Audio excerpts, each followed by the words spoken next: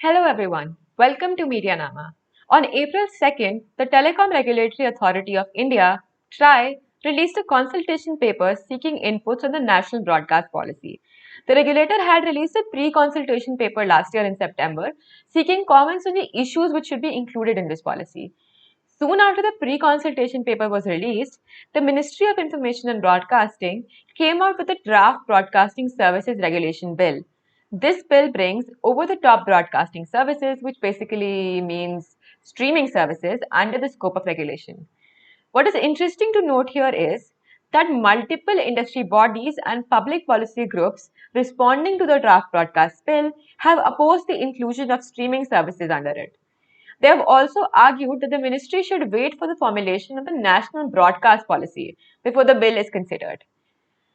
Since the policy is yet to be finalized, all we have to go off of is the consultation paper itself, which encourages the promotion of Indian content through streaming services.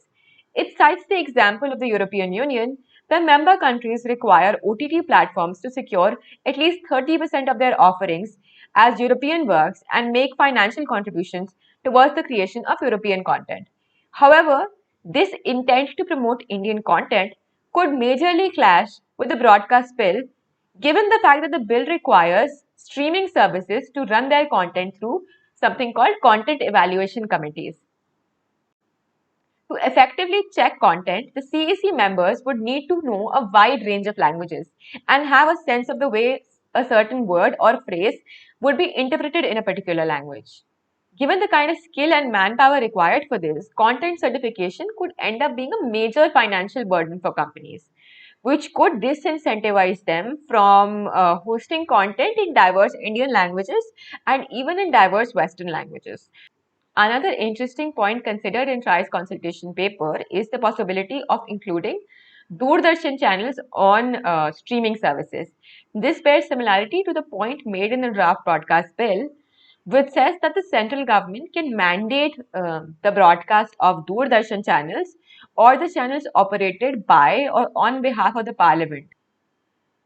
This means that broadcasters, including streaming services, must mandatorily carry these channels.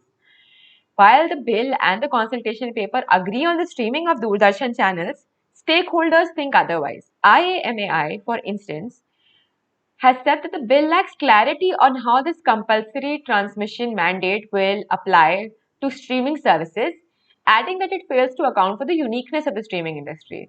Now, while IAMAI has not given this example, I think it's important to consider here that there are different kinds of OTT platforms that operate on the internet. So there are some like Disney plus Hotstar where both live broadcast of channels happens and also regular OTT content is streamed.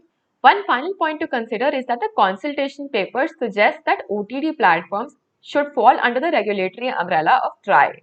This again is a very major point for contention. Last year in October, the Telecom Dispute Settlement and Appellate Tribunal held that an OTT platform is not a television channel, and that in turn implies that it falls outside the scope of TRAI's regulation. The draft bill, however, does not provide any clarity on what the scope of TRAI's regulatory powers would be upon its implementation, for which it has been called out by stakeholders like the Broadband India Forum. Since neither the bill nor the policy are yet finalized, it remains to be seen how the two will be developed to align with each other. If you want to learn more about the broadcast policy or about the draft broadcast bill, you can take a look at our website.